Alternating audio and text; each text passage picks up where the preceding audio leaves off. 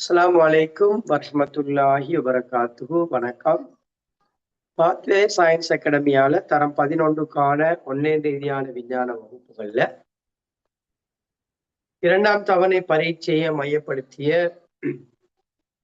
செயற்திட்டமான முயற்சி எனும் செயற்திட்டத்தை நாங்க செய்து வாரோம்.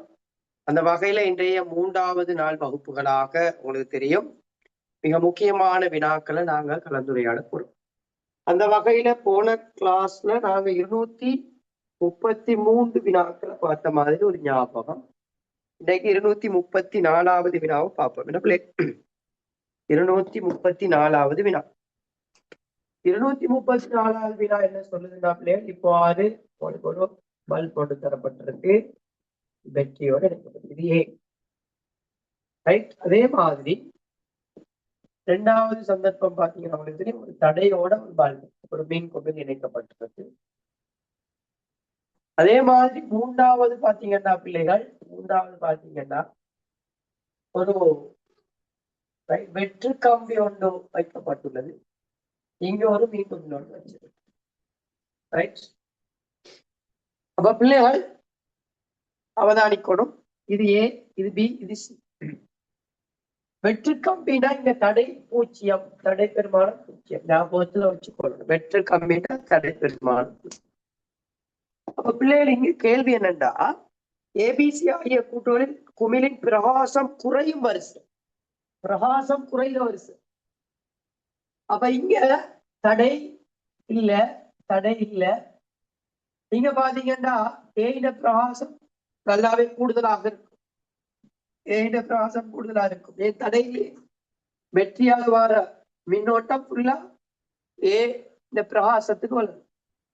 பீல தடை பெருமானம் இருக்கு. நான் நேற்று சொல்லி தந்த தடை கூடினா மின்னோட்டம் குறையும், தடை இருந்தா ஐ குறையும். ஆகவே பீஇந்த பிரகாசம் சற்று குறையும், ஏயை விட பிக்கு குறவு. அவ ஏக்கு கூட பிக்கு குறவு. சிக்கு பார்ப்போம். இதாலமான மின்னோட்டம் என்ன செய்யும் சொன்னா இதனூடாக போகும். ஏன்? வெற்று கம்பியினூடாக மின்னோட்டம் போகும். இதால மின்னோட்டம் செல்ல முடியாது. ஏன்? தடை இருக்கு. மின்குமிழ் என்பது ஒரு தடை. வெற்று கம்பியா இருந்தாப்லே இதனூடாக தான் அந்த மின்னோட்டம் செல்லும். இவர் பிரகாசம் எல்லாம் குறைய அல்லது மின்குமிழ் என்ன செய்யாது, ஒளிராது. ஆகவே பாத்தீங்கன்னா சீந்த பிரகாசம் மிக மிக குறைவு அல்லது மின்குமிழ் ஒளிராது. இந்த ஓடர்ல வருமா இருந்தா அது விடையாக இருக்கும். எத்தனை விடை பொறுத்தவரை ஏக்கு பிரகாசம் அதிகம், தடை பெருமானம் குறைவு.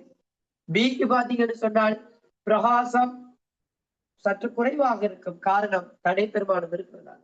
இங்க வெற்று கம்பியினூடாக மின்னோட்டம் செல்வதால் இதனூடாக மின்னோட்டம் செல்லாது. ஆகவே பிரகாசம் மிக மிக குறைவாக இருக்கும். ஆகவே 234வது வினாவுக்கு முதலாம் விடையை நாங்கள் எடுத்துக்கொள்வோம். ஓகே அவளே, நான் சொன்ன விஷயம் கிளியரா? கிளியர்னாக ஒரு லைக் கொண்டு பண்ணிக்கணும். ரைட். அடுத்தது பாத்தீங்கன்னா 235வது வினா. 235வது வினா பிள்ளைகள், வெற்று கம்பியா இருந்தா என்ன இந்த கடத்தியால மின்னோட்டம் போவாது, இதற்காக அவ்வளவுதான் இப்படி உள்ள விஷயம். சம்டைம் ஒருத்தர் கேட்கலாம், சரி இங்க மின்குமிழ வச்சு, இங்க மின்குமிழ வச்சு, இங்க மின்குமிழ வச்சு இங்க வெற்று கம்பிய வச்சால் மின்குமிழ் ஒளிருமான்னு கேட்கலாம். அப்பையும் மின்குமிழ் ஒளிராது. ஏன்?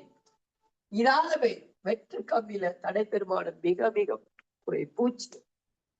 ரைட். நாங்க செப்பு கம்பி எடுத்தா பூஜ்ஜியம் எடுக்கு. ஆகவே அதனூடாக மின்னோட்டம் போறதால மின்குமிழ் என்ன செய்யாது, ஒளிராது. ரைட். அடுத்த விஷயம் பிள்ளைகள், 235வது வினாவை பார்ப்போம். நாங்க போன கிளாஸ்ல அழகா பார்த்தோம். 235வது வினாவை பார்ப்போம். அதாவது 6 வோல்ட், 6 வோல்ட் மின்கலங்கள்.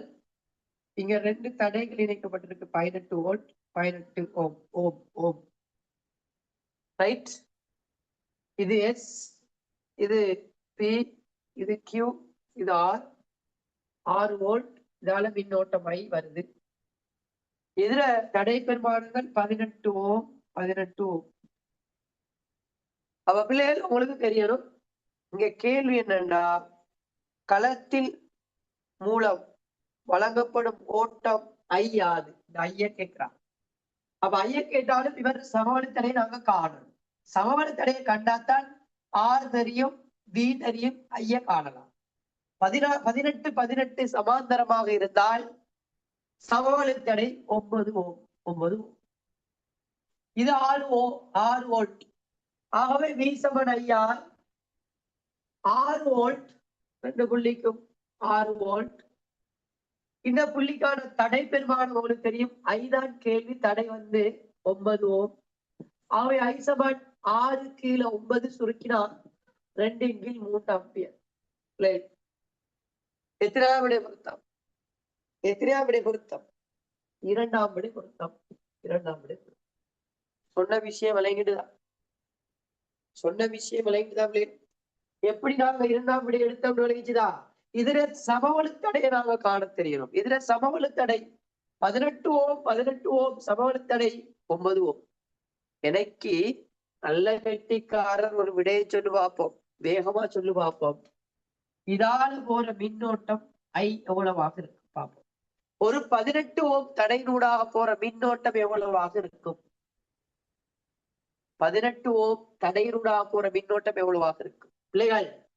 இதால வார மின்னோட்டம் 2 கீழ் 3 ஆம்பியர். இதால வார மின்னோட்டம் அது சரி சமனாக 2ஆக பிரிபடும். ஏன்னா 2 தடைகளும் சமனாக இருக்கிறதால 2ஆ பிரிச்சா பிள்ளைகள், 2ஆல பிரிச்சா 2 கீழ் 6 ஆம்பியர். சொன்ன விஷயம் விளைவிச்சுதான். ரைட்? இது மேக்ஸ். 2 கீழ் 3 அரணை பிரிக்கிறோம் 2ஆல. ரைட்? அப்ப 2 கீழ் 3 தரையாகும். தரையான பெல்ட்டி அடிக்கும். ஏன்? 2 கீழ் 1 மாதிரி பெல்ட்டி அடிச்சா 1 கீழ் 2. ஆகவே சுருக்கினா ரைட் 1 கீழ் 3 ஆம்பியர். அதைத்தான் நான் 2 கீழ் 6 போடலாம், அல்லது 1 கீழ் 3 ஆம்பியர்னு போடலாம். சரியாவே சொன்ன விஷயம் விளங்கிடுதா? அப்ப இதனூடாக 1 கீழ் 3 ஆம்பியர், இதுவும் 1 கீழ் 3 ஆம்பியர். ரைட்? ஆகவே அப்ப இதால வார மின்னோட்டம் 3 மேல் 2 ஆம்பியராக இருக்கும். இப்படித்தான் கண்டுபிடிக்கிறது. ரைட்? இது இந்த வினாக்களை நாங்க செஞ்சு பார்க்கத்தான் எனக்கு ஒரு விஷயம் ஞாபகத்துக்கு வரும். ஓமின் விதியையும் சொல்லி போட்டு போகும். எங்கட பாட்டு வினாக்கள்ல நிறைய இடத்துல ஓமின் விதி சம்பந்தமா வந்திருக்கும். அதையும் சொல்லி கொண்டு போனால் இந்த பாடம் முழுக்க நாங்க பார்த்த மாதிரி போயிடும். அதுக்கு முன்னுக்கும் நான் நினைக்கிறேன் ஒருத்தர் ஒரு டவுட் ஒன்று கேட்டார் சமவெளித்தடை தொடர்பா. அதையும் பார்ப்போம். யாரு? இப்படி ஒண்டா, இப்படி ஒண்டா, இப்படி ஒரு தடையா, அதே போல இப்படி ஒரு தடையா. ரைட்டா? இப்படி ஒரு தடை, அதே மாதிரி இப்படி ஒரு தடையா, அதே மாதிரி இப்படி ஒரு தடையா. இதுவும் 2 ஓம், இதுவும் 2 ஓம், இதுவும் 2 ஓம், இதுவும் 2 ஓம். சமவெளித்தடை எவ்வளவு பிள்ளை? சமவெளித்தடை. உண்மையிலே அதுல கேள்வி எப்படி வரும்னு சொன்னா பிள்ளைகள், ரைட், இவ்வாறு வரும். ரைட்? சமவெளித்தடை எவ்வளவு? வேகமா சொல்லுங்க. சமவெளித்தடை. அப்ப சமவெளித்தடையில இந்த 2 புள்ளி, இந்த புள்ளியும் இந்த புள்ளியும் இருக்கும். இது பி, இது கியூன்னு எடுக்கலாம், அல்லது இந்த புள்ளியும் இந்த புள்ளியும் எடுக்கலாம். அவ சமவெளித்தடையை காணும் போது எப்படின்னு சொன்னாப்லே, இவங்க 2 பேரும் தொடர். அவ 2ம் 2ம் 4 4. அப்ப நாங்க இவங்க பொதுவாக 4 ஓம் அப்படி கொடுக்கணும். இவங்க 2 பேரும் தொடர் 4 ஓம்னு கொடுக்கணும். இதை நாங்க சிம்பிளா போட்டா பிள்ளைகள் பாருங்க, சிம்பிளா போட்டால் இப்படி எப்படி, இது ஒரு தடை, இது ஒரு தடை. இப்ப நாங்க இவங்க 2 பேரும் சுருக்கி 4 ஓம், இவங்க 2 பேரையும் சுருக்கி 4 ஓம். இப்ப நாங்க இவங்க 2 பேரையும் சுருக்கினோம், 4ம் 4ம் சமாந்தரம். ஆகவே சமவெளித்தடை 2 ஓம். சொன்ன விஷயம் விளங்கிட்டுதா? சொன்ன விஷயம் விளங்கிட்டுதா? Right, okay. அப்ப இப்படி எல்லாம் இருக்குது. நிறைய கேள்விகள் என்ன செய்யலாம், மாறி மாறி கேட்டுக்கிட்டு போகலும். ஆகவே நாங்க எல்லாத்துக்கும் ரெடி ஆகும். சரியா? நாங்க எல்லாத்துக்கும் ரெடி ஆகும். சரி, அப்ப ஓமின் விதியை கொஞ்சம் சொல்லி போட்டு தலைமுறை உரிமை கேள்விகளுக்கு போகும். சரியா? இன்னைக்கு நாங்க தலைமுறை உரிமை கேள்விகளை நாங்க ஃபுல்லா முடிய போறோம். ரைட்? அவ பாத்தீங்கன்னா ஓமின் விதி, நாங்க சிம்பிளா ஓமின் விதியை படிக்கிறதுக்கு முன்னாடி நான் இப்படி ஒரு பிராக்டிக்கலோட சொல்லி கொடுக்கறது வளங்க. ரைட், இவ்வாறு இங்க நாங்க நிக்கிறோம் கம்பிய வைக்கணும். நான் இலங்காவங்களுக்கும் ஒரு மீட்புமில வைக்கிறேன் விளங்குறதுக்காக. உங்களுக்கு தெரியும், ஒரு எளிய மீன் சுற்றுல அம்பியர் மாடியை நாங்க தொடராகவும் ஓல்ட் மாடியை நாங்க சமாந்தரமாகவும் இணைச்சு வச்சிருப்போம். ஓல்ட் மாடியை சமாந்தரமாகவும் இணைச்சு வச்சிருப்போம். அப்ப உங்களுக்கு தெரியணும், இந்த ஓமின் விதிய வாய்ப்பு பார்க்கிற பரிசோதனைகள் முதலாவது பாயிண்ட்ஸ், அம்பியர் மாடி ஓல்ட் மாடியை நாங்க அம்பியர் மாடியை தொடராகவும் ஓல்ட் மாடியை நாங்க சமாந்தரமாகவும் இணைத்தல். இந்த பாயிண்ட்ஸ் மிக முக்கியம். இது முதலாவது பாயிண்ட்ஸ். அம்பியர் மாடியை தொடராகவும் ஓல்ட் மாடியை சமாந்தரமாகவும் இணைக்க வேண்டும். ரைட். ஆளியை மூடும் போது மின்குமிழ் ஒளிரும். அம்பியர் மாடி வாசிப்பை காட்டும், ஓல்ட் மாடி வாசிப்பு. உதாரணம், அம்பியர் மாடி வாசிப்பு 1 ஆம்பியர் என்று சொன்னால் ஓல்ட் மாடி வாசிப்பு சும்மா உதாரணத்துக்கு ஒரு 2 வோல்ட்டை காட்டுது வைப்போம். இப்ப பிள்ளைகள் இன்னும் ஒரு வெற்றியை நாங்க இணைக்கிறோம் வைப்போம். இன்னும் ஒரு வெற்றியை நான் நினைக்கிறேன்.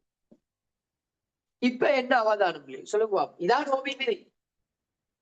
இன்னும் ஒரு வெற்றியை இணைச்சால் என்ன அவதானம் வேகமா சொல்லுங்களே. இன்னும் ஒரு வெற்றியை இணைச்சால் என்ன அவதானம் பிள்ளைகள் சொல்லுங்க. அப்ப என்ன நடக்கும்? மீட்புமிட பிரகாசம் கூடும். ஏன் கூடுது? அம்பியர் மாடி வாசிப்பு அதிகரிக்கும். அம்பியர் மாடி வாசிப்பு 2 ஆம்பியர் வைப்போம். வோல்ட் ரைட் 4 வோல்ட்னு காட்டுதுன்னு வைப்போம். ஆகவே அம்பியர் மாடி அதிகரிக்குது, வோல்ட் மாடி அதிகரிக்குது, மின்குமிழ் பிரகாசம் கூடும். நான் இன்னும் ஒரு வெற்றியை நான் வைக்கிறேன். மீன்கணக்கு அம்பியர் மாடி வாசிப்பு 3 ஆம்பியரை காட்டுது, மின்குமிழ் பிரகாசமாக இருந்து இது 6 வோல்ட்டை காட்டுது. இன்னும் ஒரு வெற்றியை நான் வைக்கிறேன். இன்னும் ஒரு வெற்றியை நான் வைக்கிறேன். இன்னும் ஒரு வெற்றியை நான் வைக்கிறேன். இப்ப அம்பியர் மாடி வாசிப்பு 4 ஆம்பியராக இருக்குது, வோல்ட் மாடி வாசிப்பு 8 வோல்ட்டை காட்டுது. அப்ப பிள்ளைகள் உங்களுக்கு விளங்குதா பிள்ளைகள்? இங்க அம்பியர் மாடி வாசிப்பு அதிகரிக்க அதிகரிக்க வோல்ட் மாடி வாசிப்பு அதிகரிக்குது. I நேர்விகித Saman V, V நேர்விகித Saman I. அதாவது மின்னோட்டத்துக்கு வோல்டேஜ் நேர்விகித சமனாக இருக்கும், அல்லது வோல்டேஜுக்கு மின்னோட்டம் நேர்விகித சமனாக இருக்கும். ரைட். அடுத்த விஷயம் பிள்ளைகள், அப்ப அம்பியர் மாடி 2வது பாயிண்ட். அம்பியர் மாடி அதிகரிக்க அதிகரிக்க வோல்ட் மாடி அதிகரிக்கும். வோல்ட் மாடி அதிகரிச்சா இதை நாங்க சொன்னது நேர்விகித சமன். நேர்விகித சமன். ரைட். இந்த சந்தர்ப்பத்தில் பிள்ளைகள் நாங்க மிக முக்கியமான ஒரு விஷயம் இருக்குது, வெப்பநிலை மாறிலியாக இருக்கணும். வெப்பநிலை மாறாதுள்ள போது, வெப்பநிலை மாறாத போது, வெப்பநிலை மாறிலியாக இருக்கணும். வெப்பநிலை மாறாத போது இந்த விஷயம் நடக்கணும். ரைட். இந்த சந்தர்ப்பத்துல I யாருக்கு நேர்விகித சமன்டா? Vக்கு நேர்விகித சமன். இப்ப ஒரு கிராஃப் வரைகிறாங்க. ஒரு கிராஃப் யாருக்கு? Vக்கும் ஐக்குமான வரை. ஏன்னா நாங்க வெற்றியை கூட்ட கூட்ட I கூடி கொண்டு வருது. I கூட கூட V கூடுது. ஆகவே ஐய நாங்க கூட்டி கொண்டு வரோம். இந்த V இப்படி ஒரு வரை கொண்டு வருது. இந்த வரை இதை நான் சொல்ல படித்திறன். படித்திறன் என்பது Vக்கும் ஐக்குமான பழமையா y-அச்சுக்கும் x-அச்சுக்குமான விகிதம் தான் படித்திறன். y சமன் mx. அவங்க m படித்திறன். m y-ன் கீழ் x ஆக இருக்கும். y-x ஆல பிரிச்சா படித்திறன். ஆகவே b ஐயால பிரிச்சா இதான் படித்திறன். அந்த படித்திறன் யாராக இருக்கும்னா அந்த கடத்தின தடையாக இருக்கும். ஆகவே b எதிர் I வரைக்குள்ள படித்திறன் பாத்தீங்கன்னு சொன்னா தடையாக இருக்கும், ஆறாக இருக்கும். இவ்வளவு பாயிண்ட்ஸ் கட்டாயம் தெரிஞ்சிருக்கணும். அப்ப சயின்ஸ் லேப்ல நாங்க இப்படி வெற்றியை கூட்டி குறைச்சி இருக்க கஷ்டம், பரிசோதனை செய்ய கஷ்டம். அதற்காக நாங்க ஒரு உபகரணத்தை இணைச்சிருக்கிறோம். அதுல பேர் தான் ரயோதட்டு. ரயோதட்டு அல்லது மாறும் தடை. ரயோதட்டு அல்லது மாறும் தடை. இவர் வேலை என்னண்டா சுற்றினூடான மின்னோட்டத்தை கூட்டி குறைப்பதற்காக. மிக முக்கியமான பாயிண்ட்ஸ், மிக முக்கியமான பாயிண்ட்ஸ். என்ன இந்த இறையோதட்டுன்ற தொழில் என்ன செய்யும்? மின் சுற்றினூடான இறையோதட்டுன்ற தொழில் மின் சுற்றினூடான மின்னோட்டத்தை கூட்டி குறைப்பதற்கு, மின்னோட்டத்தை கூட்டி குறைக்க. அப்ப மின்னோட்டத்தை கூட்டி குறைப்பதன் மூலமாக வோல்டேஜ் நாங்கள் அளக்கிறோம். ஆகவே அப்ப பிள்ளைகள் மிக முக்கியமாக தெரிஞ்சிருக்கணும். அப்ப ஓமின் விதி என்ன சொல்லுதுன்னு சொன்னா பிள்ளைகள், மாறா வெப்ப அமுக்கத்துல கடத்தியினூடாக செல்லும் மின்னோட்டம் வெப்பநிலை மாறிலியாக உள்ள போது கடத்தியினூடான மின்னோட்டம், வெப்பநிலை மாறிலியாக உள்ள போது கடத்தியினூடான மின்னோட்டம் கடத்திக்கு குறுக்கான அழுத்த வேறுபாட்டுக்கு நேர்விகித சமன். ஆகவே இங்க ஆர் மாறிலியாக இருக்குது. ஆகவே வி இங்க நேர்விகித சமனை சமப்படுத்துறோம். சமன் ஐ அந்த மாறிலியாக ஆர் இருக்குது. இதுல இருந்து பெறப்பட்ட சமன்பாடு வி சமன் ஐஆர் ஆக இருக்கு. இங்க நாங்க உண்மையாவே சயின்ஸ் லேப்ல செய்யற பரிசோதனை, இங்க நிக்ரோம் கம்பி சுருள் எடுக்கிறோம், இறையோதட்டு எடுக்கிறோம். நிக்ரோம் கம்பி சுருள் எப்படின்னு சொன்னா தடைத்திறன் உயர்வு மிக முக்கியமா தெரிஞ்சிருக்கணும். தடைத்திறன் உயர்வு. எனவே இங்க கூடிய நேரம் என்ன செய்யக்கூடாது, அளவீடுகளை பெறக்கூடியாது. சிறிய நேரத்துல என்ன செஞ்சிடணும், அளவீடுகளை பெற்றுக்கொள்ளணும். ஏன்? வெப்பநிலை அதிகரிக்கும் போதும் இங்க தடை பெருமானத்தை மாற்றும். தடை பெருமானத்தை நாங்க அதாவது என்ன துல்லியமாக வலு ஏற்படாம கணிக்கணுமா இருந்தால் வெப்பநிலையை மாறிலியாக வச்சுக்கொள்ள வேண்டும். அப்ப வெப்பநிலை மாறிலியாக உள்ள போதும் அந்த சந்தர்ப்பத்தோடு தெரியும், நிக்ரோம் கம்பி சுருள நீண்ட நேரம் சூடாக்க கூடாது. குறுகிய நேரத்துல அளவீடுகளை பெற்றுக்கொள்ள வேண்டும். ஒரு அளவீட்டுக்கும் இன்னும் ஒரு அளவீட்டுக்குமான இடைவெளி கூடிய நேர இடைவெளியாக இருக்கணும். அதாவது ஒரு அளவீட்டை பெறத்துக்கு சிறிது நேரத்துல அளவீட்டை பெற்றுக்கொள்ளணும். இன்னும் ஒரு அளவீட்டை பெறத்துக்கு நீண்ட நேரம் எடுக்கணும். ஏன்னு சொன்னா பிள்ளைகள், இங்க வெப்பநிலை தடையை என்ன செய்யும், மாற்றி அமைக்க கூடியது. எனவே ஓமின் விதியை வாய்ப்பு பார்க்கிற பரிசோதனையில இப்படியான விஷயங்கள் எல்லாம் இருக்கு. அப்ப எனக்கு வேகமா சொல்லுங்க பிள்ளைங்க. அப்ப தொடராக இணைக்கப்படுறது அம்பியர் மானி, சமாந்தரமாக இணைக்கப்படுறது வோல்ட் மானி. அடுத்தது இங்க நாங்க மின்னோட்டத்தை அதிகரிக்க வோல்டேஜ் அதிகரிக்கும். வோல்டேஜ் அதிகரிக்க மின்னோட்டம் அதிகரிக்கும். இங்க இறையோதட்டை பயன்படுத்துவோம் சுற்றினூடாக போற மின்னோட்டத்தை கூட்டி குறைப்பதற்காக. இங்க நிக்ரோ கம்பி சுருள் பயன்படுத்தப்படும் போது சிறிய நேரத்துக்குள்ள நாங்கள் செய்யணும், அளவீடுகளை பெறணும். ஒரு அளவீட்டிலிருந்து இன்னொரு அளவீட்டை பெறதுக்கு ஒரு நீண்ட நேரம் கொண்டு எடுத்தல் வேண்டும். ஏன்னு சொன்னா வெப்பநிலை மாறிலியாக இருக்கும் போது வியதிர் ஐ வரைவுல படித்திறன்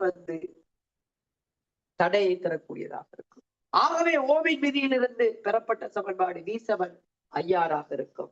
வெப்பநிலை மாறிலியாக உள்ள போது, வெப்பநிலை மாறாத போது கடத்தினூடான மின்னோட்டம் அக்கடத்திக்கு கொடுக்கான அழுத்த வேறுபாட்டுக்கு நேர்விகித சமன்.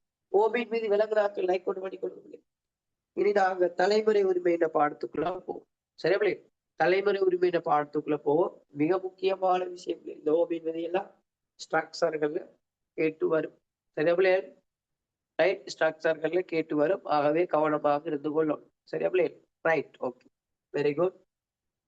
இப்ப நாங்க பார்க்க போற மிக முக்கியமான விஷயம் தலைமுறை உரிமை தொடர்பான விஷயத்துக்கு வர போறோம். தலைமுறை ரைட். உண்மையிலேயே இந்த தலைமுறை உரிமையின பாடம் நான் நினைக்கிறதுக்கு அதிகளவான மாணவர்களுக்கு ஒரு சந்தேகத்தை எழுப்பக்கூடிய ஒரு பாடமாக இருக்கு. ரைட், கேள்விகளை செய்ய முடியாத ஒரு பாடமாக இருக்கலாம். ஆகவே பிள்ளைகள், எங்களுடைய இந்த செயற்திட்டத்தின நோக்கம் எல்லா பாடத்தின தியரியையும் இயல்பான அளவு வேகமாக ஞாபகப்படுத்தலும், அது தொடர்பான வினாக்களை அணுகிற முறைகளையும் நாங்க வழங்குறதுதான் இந்த செயற்திட்டத்தின நோக்கம். அந்த வகையில பிள்ளைகள் இன்னைக்கு நாங்க தலைமுறை உரிமை தொடர்பாக பார்ப்போம். உங்களுக்கு தெரியும் பிள்ளைகள், தலைமுறை உரிமை என்று சொன்னால் சந்ததிக்கு சந்ததி என்ன செய்யும் என்று சொன்னா பாரம்பரிய தகவல்களை தலைமுறை உரிமை அப்படின்னு சொன்னால் சந்ததிக்கு சந்ததி பாரம்பரிய இயல்புகளை கடத்துதல், ஒரு சந்ததியிலிருந்து இன்னும் ஒரு சந்ததிக்கு பாரம்பரிய தகவல்கள் கடத்தப்படுதல் நாங்க சொல்லுவோம் தலைமுறை உரிமை. சொல்லுவாங்க சிலர், இந்த அம்மாவை மாதிரி சிரிக்கிறான், பாப்பாவை மாதிரி முறைக்கிறான், ரைட்? அவனோட நடை ஸ்டைல், அவங்களுடைய குடும்ப நடை ஸ்டைலாக இருக்குது, அவங்களோட ஷேப் வந்து குடும்பத்துல ஷேப் மாதிரி இருக்குது. சில நேரங்கள்ல நீங்க உங்களோட அம்மாவோட போற டைம்ல நிறைய பேர் கேட்டு இருக்கலாம், உங்களோட அம்மாட்ட கேட்டு இருக்கலாம், என்ன எப்படி இந்த இது வந்து உங்களோட தங்கச்சா அப்படின்னு கேட்டு இருக்கலாம், அல்லது உங்கள்ட்ட கேட்டு இருக்கலாம் இது உங்களோட தாத்தாவா. அப்ப உங்களோட தாய்மார் கொஞ்சம் சந்தோஷப்படுவாங்க. சிலர் இருக்கிறாங்க பாத்தீங்கன்னு சொன்னால், இந்த சில டைம்ல சொல்லுவாங்க நீங்க அவர சொந்தமா அப்படின்லாம் கேட்பாங்க. ஏண்டா இந்த ஒரு சந்ததியிலிருந்து இன்னும் ஒரு சந்ததிக்கு ஏதோ ஒரு வகையில இயல்புகள் கடத்தப்படுது. அந்த அடிப்படையில பாத்தீங்கன்னா மனித குடித்தொகை தலைமுறை உரிமையில நாங்க படிக்கிறோம். மனித குடித்தொகை, மனிதனின் குடித்தொகையில பாத்தீங்கன்னு சொன்னா பொதுவாக கடத்தப்படுகின்ற சில இயல்புகள் இருக்கு.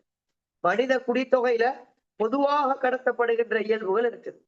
ஏன்னா அந்த அடிப்படையில பாத்தீங்கன்னா பிள்ளைகள் அதுல நிறைய உதாரணங்கள் இருக்கு. மனித குடித்தொகை பொதுவாக தலைமுறை உரிமை அடையக்கூடிய இயல்புகள்.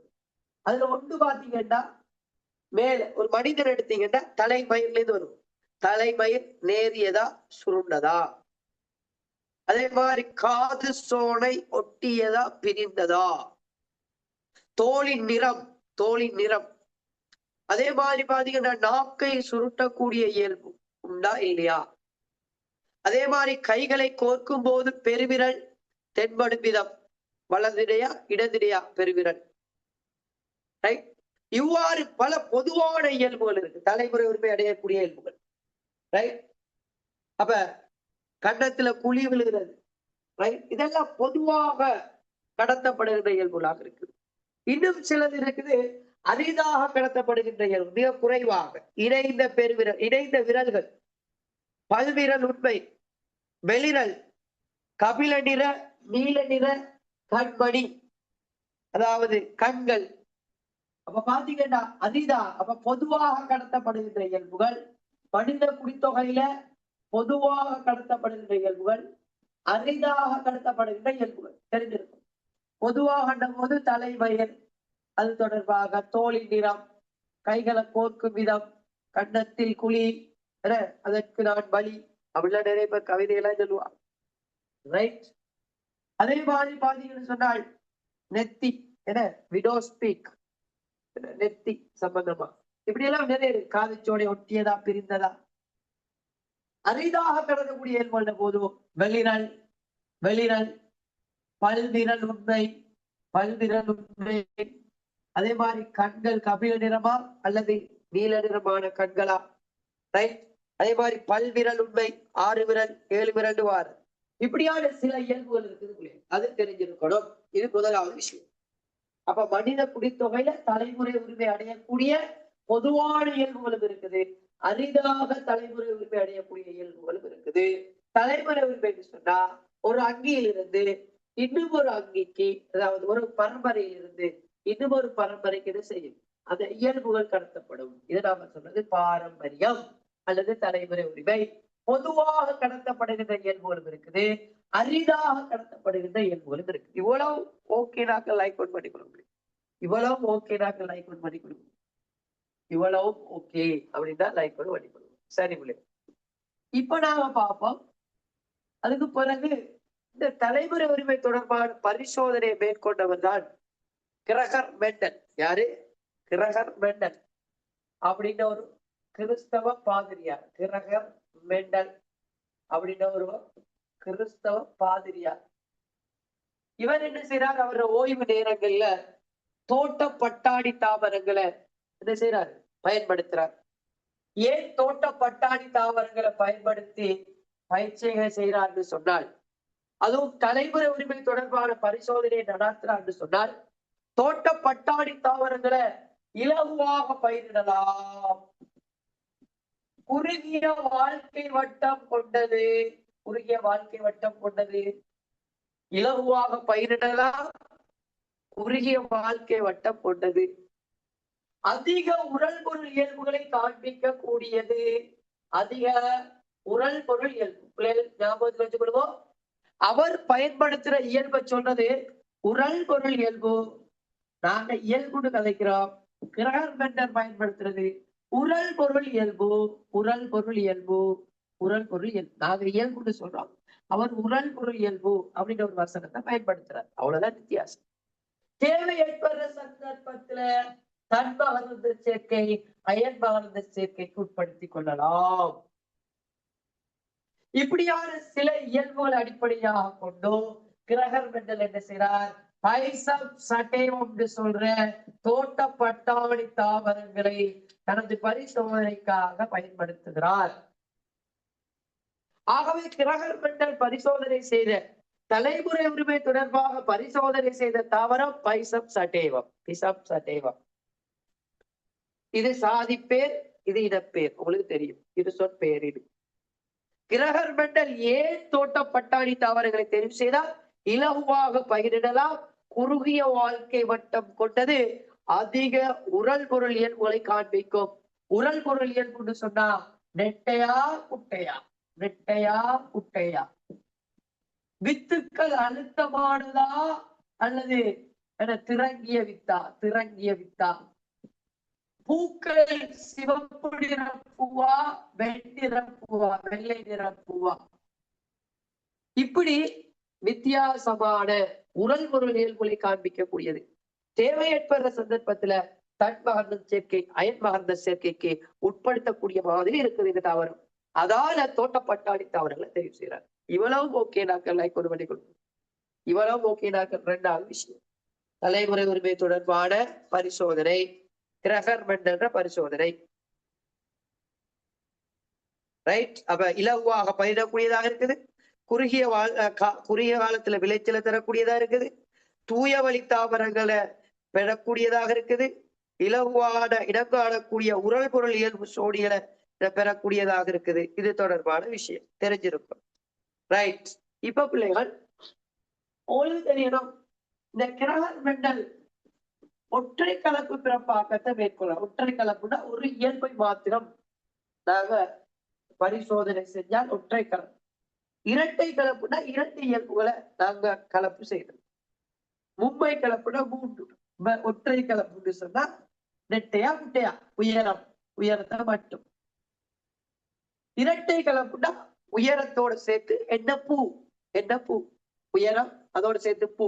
அப்ப அங்க வித்தியாசமான இயல்புகள் எல்லாம் இருக்கும். நீங்க அதை உயர்தரங்கள்ல படிப்பீங்க. இப்ப கிரகர் மெண்டல் செய்யற பரிசோதனை என்னன்னு சொன்னா, ரைட், அங்க செய்யற பரிசோதனைக்கு முன்னுக்கு இந்த விஷயம் கட்டாயம் தெரிஞ்சுக்கணும். இந்த மிக முக்கியமான பாயிண்ட்ஸ் தெரிஞ்சிருக்கும். இது தெரிஞ்சிருந்தா பிள்ளைகளுக்கு எந்த வித டவுட்டும் வராது. அதுல ஒன்றுதான் உங்களுக்கு தெரியணும், பரம்பரை இயல்பு. இதான் பரம்பரை இயல்பு. யாதாயிரம் என இயல்பு, யாதாயிரம் ஒரு பரம்பரை இயல்பு இந்த பாக்ஸ்ல இருக்கிறது. இந்த இயல்புல இரண்டு பரம்பரை அலகுகள் காணப்படுது. ரெண்டு பரம்பரை அலகு. ஒன்று கேபிட்டல் டீன ஒரு பரம்பரை அலகு, இன்னும் ஒரு கேபிட்டல் டீன ஒரு பரம்பரை அலகு. அப்ப இங்க ஒரு சோடி பரம்பரை அலகுகள் இருக்கு, இரண்டு பரம்பரை அலகு. அதுல முதலாவது இருக்கிற பரம்பரை அலகு ஆட்சியான பரம்பரை அலகு. ஆட்சியான, ஆட்சியை வெளிக்காட்டக்கூடிய, ஆட்சியை காட்டக்கூடிய பரம்பரை அலகு. அதால பேர் ஆட்சியான பரம்பரை அலகு. பரம்பரை அலகு ஆட்சியை காட்டக்கூடிய பரம்பரை அலகு. அதே மாதிரி பின்னால இருக்கிறது பின்னடைவான பரம்பரை அலகு. பின்னடைவான பரம்பரை அலகு, பின்னடைவான பரம்பரை அலகு. இது இந்த சந்ததியில காட்டாது, அடுத்த சந்ததியில காட்டும் பரம்பரை அலகு. பின்னடைவான பரம்பரை அலகு, ஆட்சியான பரம்பரை அலகு, பின்னடைவான பரம்பரை அலகு, ரெண்டு இருக்குது. இவர பேர் பரம்பரை இயல்பு. பாரம்பரிய இயல்பு, பரம்பரை இயல்பு, இயல்பு. ரைட். இப்ப கொஞ்சம் பேருக்கு டவுட் வருதாய்க்கு, பரம்பரை அலகு ஆட்சியான சரி, பரம்பரை பிள்ளைகள் உங்களுக்கு ஒரு விஷயம் தெரியும். ரைட். நாங்க படிச்சிருக்கிறோம், உயிரியல் மூலக்கூறுல படிச்சிருக்கிறோம், அங்கிகள பாரம்பரிய எரிபொருளை கொண்டு போறது, கடத்துறது, களஞ்சியப்படுத்துறது எல்லாம் டிஎன்ஏ பொறுத்த வரைக்கும் நீங்க படிப்பீங்க அப்படின்னா டபுள் ஹெலிக்ஸ் மாடல். அப்படின்னா ஒரு அச்சை சுற்றி, ஒரு அச்சொன்று இருந்தா ஒரு அச்சை சுற்றி சுருண்ட ஏணி உருவானவை. ஒரு அச்சை சுற்றி ஒரு சுருண்ட ஏணி உருவானவை. இதை கண்டுபிடிச்ச வாட்சன் அண்ட் கிரிக் அப்படின்னு விஞ்ஞானிகள் எல்லாமே நீங்க அழகா படிப்பீங்க புறவு காலங்கள்ல. இப்படி ஒரு ரைட் வாட்சன் அண்ட் கிரிக் கண்டுபிடிச்ச டபுள் ஹெலிக்ஸ் மாடல். ஒரு அச்சை சுற்றி சுருண்ட ஏணி உருவானவை. இங்க ஒன்றுவிய பிள்ளைகள் உள்ளுக்குள்ள மூலத்தொடர் இருக்கும், நைதரசன் மூலத்தொடர் இருக்கும். நைதரசன் மூலத்தொடர் அடனின் அப்படின்னு ஒன்று இருக்கு, டயமின், குவானின், சைட்ரோசின். இப்படி ரைட் 4 வகையான நைதரசன் மூலத்தொடர், 4 வகையான நைதரசன் மூலங்கள் இருக்கு. இந்த நைதரசன் மூலங்கள் என்ன செய்யும் சொன்னா ஒவ்வொரு இயல்புக்காகவும் பொறுப்பாக அடுக்கப்பட்டிருக்கும். ஒரு டிஎன்ஏ அந்த மூலத்தொடர் அடுக்கப்பட்டிருக்கும். இப்ப உதாரணமாக ஒரு தாவரத்தின் உயரத்துக்கு பொறுப்பான பரம்பரை அலகுன்னு சொன்னா இப்படி அடுக்கப்பட்டிருக்கும். AGTCGG இப்படி அடுக்கப்பட்டிருக்கும். இப்படி அடுக்கப்பட்டிருக்கும். இப்படி மூலத்தொடர் அடுக்கப்பட்டிருக்கும். இந்த மூலத்தொடர்ல ஒரு குறித்த மூலத்தொடர், இதைத்தான் நாங்க பரம்பரை அலகு அப்படின்னு சொல்றோம். ஒரு டிஎன்ஏ இதெல்லாம் பாக்குறேன்னா நானோ டெக்னாலஜியால பார்க்கணும். நானோ டெக்னாலஜி தான் தேவை. அப்படியான இந்த ஒரு குறித்த டிஎன்ஏ மூலத்தொடர், ஒரு மூலத்தொடரை நாங்க பரம்பரை அலகுன்னு சொல்றோம். அவ இந்த பரம்பரை அலகு அதே மாதிரி இன்னொரு பரம்பரை அலகு 2 பேரும் இருந்தால், அதாவது யாதாயிரம் ஒரு இயல்புக்கு பொறுப்பான பரம்பரை அலகுகள். அப்ப பரம்பரை அலகுனா என்ன? ஒரு குறித்த டிஎன்ஏ மூலத்தொடர், ஒரு டிஎன்ஏ ஒரு குறித்த மூலத்தொடர், இதைத்தான் நாங்க பரம்பரை அலகுன்னு சொல்றோம் இல்லையா? பரம்பரை அலகுன்னு சொன்னா ஒரு டிஎன்ஏ குறித்த மூலத்தொடர், ஒரு டிஎன்ஏ குறித்த மூலத்தொடரைத்தான் நாங்க பரம்பரை அலகுன்னு சொல்றோம். இந்த பரம்பரை அலகும் பின்னால இருக்கிற பரம்பரை அலகும் ஒன்றா இருந்தா ஆட்சியான பரம்பரை அலகு, ஆட்சிக்கு பொறுப்பான ஆட்சியான பரம்பரை அலகு, பின்னடைவான பரம்பரை அலகு இரண்டும் ஒரே மாதிரி இருந்தால் இதை நாங்க சொல்றது சமனுக விருத்தி செய்யப்பட்ட, சமனுக விருத்தி செய்யப்பட்ட, சமனுக விருத்தி செய்யப்பட்ட அல்லது தூய வழி விருத்தி செய்யப்பட்ட, தூய வழி விருத்தி செய்யப்பட்ட இப்படி ஒரு வசனத்தை நாங்க பாவிப்போம். சமனுக விருத்தி செய்யப்பட்ட அல்லது தூய வழி விருத்தி செய்யப்பட்ட இப்படின்னு ஒரு வசனத்தை நாங்க பாவிப்போம் பிள்ளைகள்.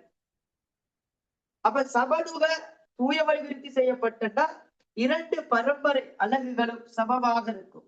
யாதாயினும் ஒரு இயல்புக்கு பொறுப்பான பரம்பரை அலகுகள் சமமாக காணப்படுமாக இருந்தால் தூய வழி விருத்தி செய்யப்பட்ட அல்லது சமனுக விருத்தி செய்யப்பட்ட.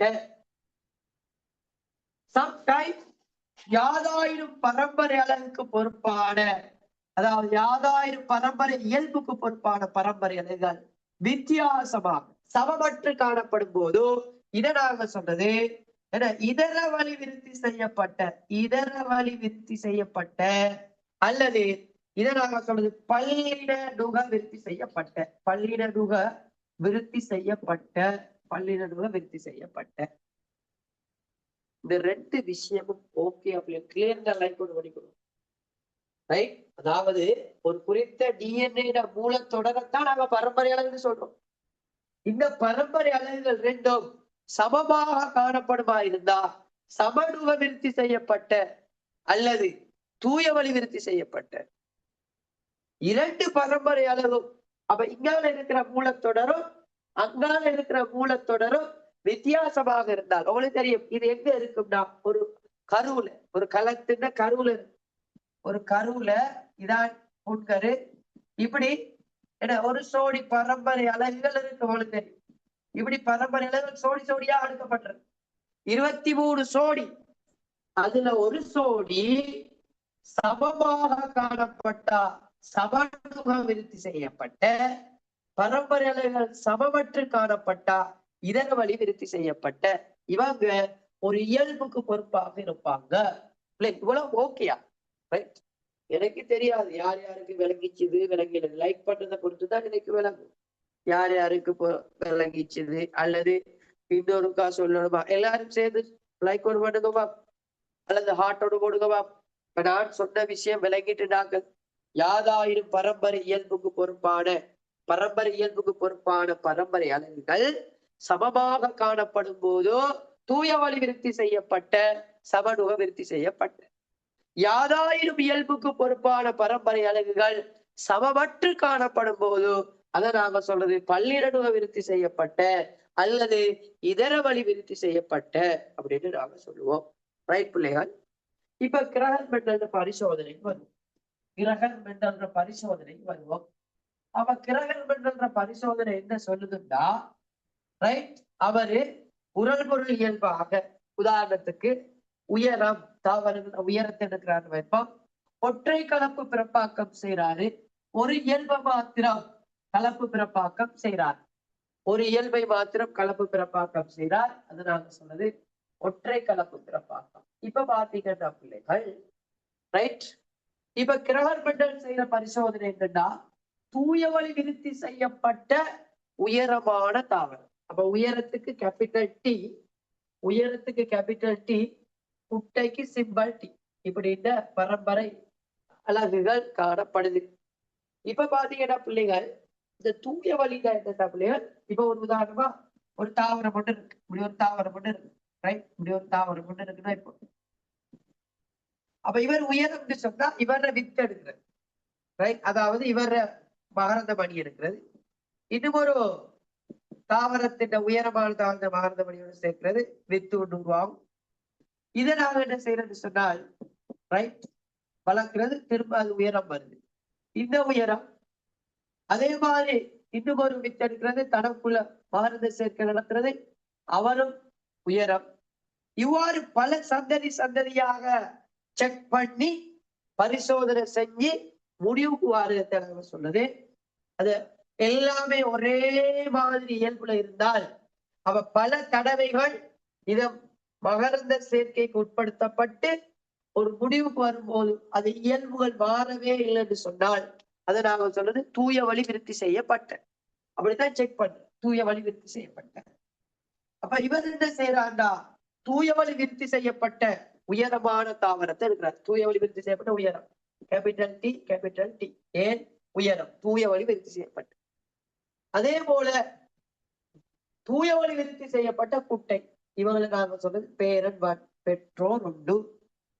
இவங்களை ஒற்றை கலப்பு பிறப்பாக்கம் செய்த போதும் உங்களுக்கு தெரியணும், இங்க புணரிகள் உருவாகும்.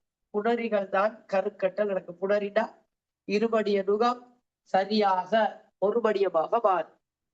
இப்ப இவங்க ரெண்டு பேரும் கேமிட் புணரிகள் சேர்ந்து கேபிட்டல் டி, சிம்பிள் டி. இங்கதான் ஆச்சரியம் காத்து கொண்டிருந்தது கிரகர் மெண்டலுக்கு. யாவும் உயரமான 100% உயரமான 100% உயரமான தாவரம் பெறப்பட்டது. இதை வச்சு கொண்டுதான் கிரகர் மெண்டல் சொல்றாரு, ஒரு யாதாயிரம் பரம்பரை இயல்புல முன்னால இருக்கிற, அதாவது புறத்தோற்றத்துல ஒரு இயல்பை காட்டக்கூடிய இயல்பு ஆட்சியான இயல்பு, ஆட்சியான இயல்பு அல்லது ஆட்சியான பரம்பரை அழகு, பரம்பரை அழகு. பின்னால இருக்கிறது பின்னடைவு பரம்பரை அழகு, பின்னடைவான பரம்பரை அழகு அப்படின்னு ஒரு விஷயத்த அவர் சொல்றார்.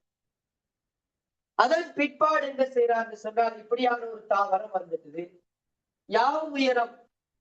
இப்ப இரண்டாவது சந்ததி அவர் எடுத்துக்கொள்றார், இரண்டாவது சந்ததி. அப்ப இது பெற்றோர் ஒன்று, இங்கே ஒரு சந்ததி. இதை நல்லா ஞாபகத்துல அயன்மார்ந்த சேர்க்கைக்கு உட்படுத்துறாரு. அயன்மார்ந்த சேர்க்கை ஏன் அயன்மார்ந்த சேர்க்கைன்னா, இது வேறொரு தாவரம், இது வேறு தாவரம், அயன்மார்ந்த சேர்க்கை. இப்ப இத தன்மார்ந்த சேர்க்கைக்கு உட்படுத்துறார். Capital T, simple T, capital T, simple T. இப்ப இது பெற்றோர் இரண்டாக இருக்குது, பேரன் டூ, ஏற்கனவே தூய வழி, இது இதர. இப்ப உங்களுக்கு தெரியணும், ஏற்கனவே ஒரு பால், ஒரு போத்தல்ல இரண்டும் சிவப்பு கலர் போல். நாங்க கையை விட்டு எடுத்தா எலுமாறாக எடுத்தால் சிவப்பு தான் வரும். அல்லது இரண்டும் நீல கலர் சொன்னா எலுமாறாக எடுத்தால் எது சரி ஒன்று நீளம் தான். ஆனா இங்க ஒரு சிவப்பும் ஒரு நீளமும் இருக்குது. கைய போட்டு எடுத்தால் ஒன்று கேபிட்டல் டி வரலாம் அல்லது சிம்பிள் டி வரலாம். கேபிட்டல் டி வரலாம் அல்லது சிம்பிள் டி வரலாம். இங்க பாத்தீங்கன்னு சொன்னா கேபிட்டல் டி வரலாம் அல்லது சிம்பிள் டி வரலாம். இதான் புணரிகள். அப்ப இந்த புணரிகள் ஒன்று சேரும் போது பிள்ளைகள் கேபிட்டல் டி ஆக வரும், கேபிட்டல் டி சிம்பிள் டி ஆக வரும். சிம்பிள் டி இது கேபிட்டல் டி, கேபிட்டல் தான் ஆட்சி, கேபிட்டல் டி சிம்பிள் டி. ஆட்சிங்கிறது கிட்டத்தட்ட அதிகளவான அங்கிகள் இருக்கக்கூடிய இயல்பாக இருக்கலாம் ஆட்சி. அதை நாங்க கேபிட்டல் டின்னு போடுவோம். அப்ப பிள்ளைகள் உங்களுக்கு தெரியணும், கிரகர் மெண்டல் சொல்றார் இங்க 3 உயரமும் ஒரு குட்டை பெறப்படுது. இதை சொல்றார் தோற்ற அமைப்பு விகிதம். தோற்ற அமைப்பு விகிதம் 3 உயரம் ஒரு குட்டை. பாரம்பரிய அமைப்பு விகிதம் சொன்னால், பாரம்பரிய அமைப்பு விகிதம் என்றால் இவர் தூய வழியில உயரம் 1க்கு, இவங்க 2 பேரும் இதர வழியில உயரம் 2க்கு, தூய வழியில குட்டை. அப்ப 1க்கு 2க்கு 1 இதை சொல்றது பாரம்பரிய அமைப்பு விகிதம் அல்லது பரம்பரை அமைப்பு விகிதம்னு சொல்லுவோம். இது தோற்ற அமைப்பு விகிதம், இது பாரம்பரிய அமைப்பு விகிதமாக இருக்கும். பிள்ளைகள் இதுகள் விளங்கிட்டா, இவ்வளவு விஷயம் விளங்கிட்டா, இந்த விஷயம் விளங்கிட்டுதா பிள்ளைகள் சொல்லுங்கப்பா. இந்த விஷயம் விளங்கிட்டுதா பிள்ளைகள்? அப்போ உங்களுக்கு ஒரு விஷயம் உண்டு விளங்கணும். இவரும் தூய வழி, இவரும் தூய வழி. இங்க யாவும் 100% வந்தா கட்டாயம் 2 பேரும் இந்த பேட்டர்ன்ல தான் இருக்கணும். இவங்க இப்படித்தான் இருக்கணும். இப்படி இருந்தா யாவும் பேர் உங்களுக்கு சொல்றாங்க 3 பேர் 3க்கு 1 வந்திருக்குது. 3க்கு 1 வந்தா பிள்ளைகள் இந்த பேட்டர்ன் இப்படித்தான் இருக்கும். அதாவது 2 பேரும் ஒரே மாதிரி பல்லினமுகமாக இருக்கணும். அதாவது பெற்றோர் இப்படி இருந்தால் யாவும் 100% இப்படி வரும். பெற்றோர் இப்படி இருந்தால் 3க்கு 1 அப்படின்னு ஒரு விகிதத்துல வரும். ஞாபகத்துல வச்சுக்கொள்ளுங்க. சம்டைம் சொல்றாங்க பிள்ளைகள் 1க்கு 1 வந்திருக்குது. பெற்றோர் எப்படியோ இருக்கிறாங்க, ஆனா இங்க பாத்தீங்கன்னா தோற்ற அமைப்பு 1க்கு 1 வந்திருக்கு. அப்படின்னா என்னன்னு சொன்னா, ஒருத்தர் இதர வழியாக இருப்பார், இன்னொருத்தர் தூய வழியாக இருப்பார். இப்படி இருந்தாலும் 1க்கு 1 வரும். இது 3வது பேட்டர்ன், ரைட்? இவங்க கேபிட்டல் டி சிம்பிள் டி, இவரு சிம்பிள் டி. இவங்க 2 பேரும் சேரும்போது கேபிட்டல் டி சிம்பிள் டி, இவங்க 2 பேரும் சேரும்போது சிம்பிள் டி சிம்பிள் டி. இவர் உயரம் குட்டை 1க்கு 1. சொல்லை விளையாட்டு. இது 3வது பேட்டர்ன் 3. இது 2வது பேட்டர்ன். ஏற்கனவே சொன்னது 1வது பேட்டர்ன். பாப்பமே, எனக்கு வேகமா சொல்லுங்க பிள்ளைகள், வேகமா சொல்லுங்க, வேகமா சொல்லுங்க. ரைட்? தோற்ற அமைப்பு விகிதம், தோற்ற அமைப்பு விகிதம் 100% யாவும் ஆட்சியான இயல்பாக இருந்தால் இது 1வது பேட்டர்னா, 2வது பேட்டர்னா, 3வது பேட்டர்ல அது வரும். எனக்கு வேகமா டைப்பிங்ல 1 2 3 நம்பரை போட்டாச்சு. எந்த பேட்டர்ல வரும்? 1வது பேட்டர்ன். யாவும் உயரம் 1வது பேட்டர்ன். இப்ப ஒற்றை கலப்பு பிறப்பாக்கம் செய்த போது தோற்ற அமைப்பு விகிதம் 3க்கு 1 வந்திருக்குதா அப்படின்னா பெற்றோர் யாராக இருக்கும்? எப்படியான இயல்பாக இருக்கும்? பெற்றோர் எப்படியான இயல்பாக இருக்கும்? இப்படியான இயல்புல இருக்கும். 2வது பேட்டர்ல இருக்கும் பெற்றோர். அப்போ ஒட்டா வழங்குது 50க்கு 50%, 50-50, 50%, 50%. இப்படி இருக்குதா? ஆட்சியான இயல்பு 50%, பின்னடைவான இயல்பு 50% தான் யாரா இருக்கும்? இந்த பேட்டர்ல இருக்கு 3வது.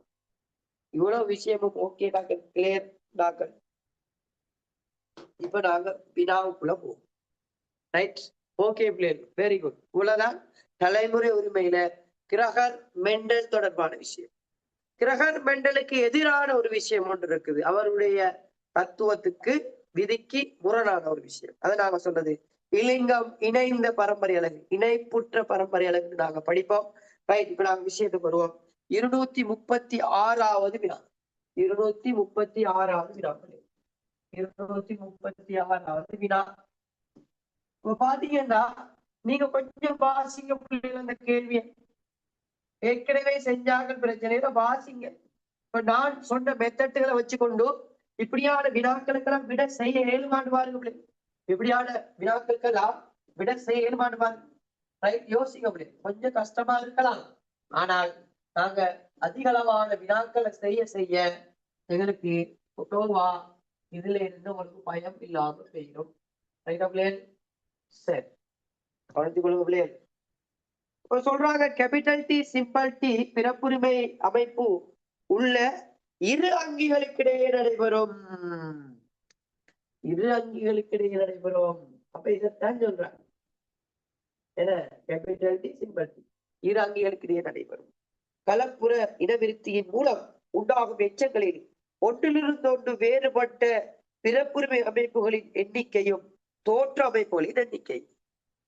அப்ப ஒன்றிலிருந்து ஒன்று வேறுபட்ட பிறப்புரிமை அமைப்பு விகிதங்களும், அதாவது பிறப்புரிமை அமைப்பு எண்ணிக்கையும் தோற்ற அமைப்பு எண்ணிக்கை. இப்ப பாருங்க, கேபிட்டல் டி இது petrol, capital T simple T, capital T simple T. அப்ப இவரும் சேர்ந்தா கேபிட்டல் டி கேபிட்டல் டி, இவரும் சேர்ந்தா capital T simple T, capital T simple T, simple T simple T. இப்ப பாருங்க, தோற்ற அமைப்பு வீதம், தோற்ற அமைப்பு வீதம். இவங்க 3 பேரும் உயரம், இவர் குட்டை. அப்ப எனக்கு சொல்லுங்க பிள்ளை, தோற்ற அமைப்பு விகிதத்தின் எண்ணிக்கை எவ்வளவு இருக்கும்? எத்தனை வகையான தோற்ற அமைப்பு இருக்குது? தோற்ற அமைப்பு விகிதம் கேட்கையில தோற்ற அமைப்புகள் எண்ணிக்கை இருக்கிறார். அப்ப உங்களுக்கு வழங்குதா? தோற்ற அமைப்புட போது உயரமும் குட்டை தான், 2 பேர் தான். அப்ப எண்ணிக்கை தோற்ற அமைப்புகளோட எண்ணிக்கை 2ஆக இருக்கும். 2ஆக இருக்கும் தோற்ற அமைப்புகளோட எண்ணிக்கை. பிறப்புரிமை அமைப்புகளோட எண்ணிக்கையை கேட்கிறார். அப்ப பாரம்பரிய அமைப்புகளோட எண்ணிக்கை, பிறப்புரிமை அமைப்புகளோட எண்ணிக்கை தூய வழியில 1க்கு, இதர வழியில 2க்கு, இங்க 1. அப்ப பாருங்க, 1 இங்க 2 இங்க 1. அப்ப 3 ஜாதி, 3 பேர் இருக்கிறாங்க. ஆகவே இங்க பாத்தீங்கன்னா வேறுபட்ட பிறப்புரிமை அமைப்புகளின் எண்ணிக்கையும், அப்ப வேறுபட்ட 3 வகையான பிறப்புரிமை அமைப்புகளின் எண்ணிக்கையும், அதே மாதிரி வேறுபட்ட தோற்ற அமைப்புகளின் எண்ணிக்கை, 1 நெட்டை குட்டை 2 வகையும் இருக்குது. அப்ப 3க்கு 2 எத்தனாம் விடை பொருத்தம்? சொல்லுங்கப்பா. 3க்கு 2 எத்தனாம் விடை? 2ஆம் விடை பொருத்தமாக இருக்கும். 236க்கு 2ஆம் விடை. சொன்ன விஷயம் விளங்குறார்கள். நான் சொன்ன விஷயம் விளங்குறார்கள்.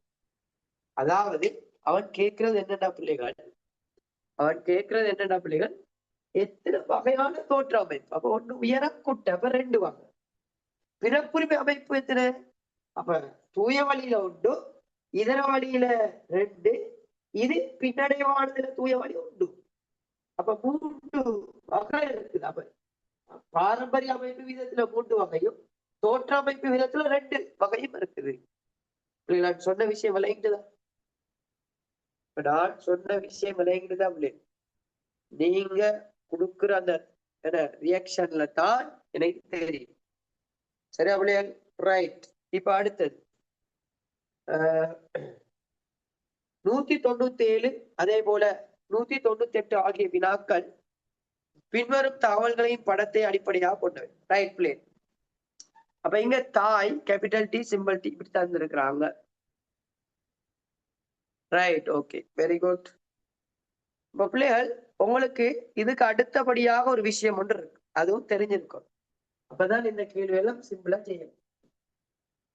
இப்ப மோகன் அப்படின்னு ஒரு விஞ்ஞானி இருக்கார். மோகன் ஒரு விஞ்ஞானி.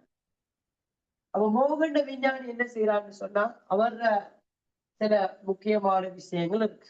இப்ப உதாரணமாக இலிங்க நிர்ணயம். இப்ப எக்ஸ் சொன்னா இது பெண், XY என்பது ஆண். இங்க இருந்து பிரிஞ்சா X வரும் புணரி, இங்க இருந்து பிரிஞ்சா இது எக்ஸ் ஆக இருக்கும், இது y ஆக இருக்கும். எக்ஸ் வந்து எக்ஸோட இணையும் போது ஒரு பெண் குழந்தை, எக்ஸ் வந்து வையோடு இணையும் போது ஆண் குழந்தை. 50க்கு 50%, ரைட்? 50-50 இப்படி இருக்கு. இது இலிங்க நிர்ணயம். இதை சொல்றது போல சுயாதீன தனிமைப்படுத்துகை. தனியா எக்ஸ் எக்ஸா பிரியுது, சுயாதீன தனிமைப்படுத்துகை. ஆனால் பிள்ளைகள் சில சந்தர்ப்பங்கள்ல என்ன நடக்குதுன்னா, பிள்ளைகள் சில சந்தர்ப்பங்கள்ல என்ன நடக்குதுன்னா உங்களுக்கு தெரியணும். எப்படி எக்ஸ் எக்ஸ் எப்படி பிரியுது? இது ஒரு பரம்பரை, இது ஒரு பரம்பரை.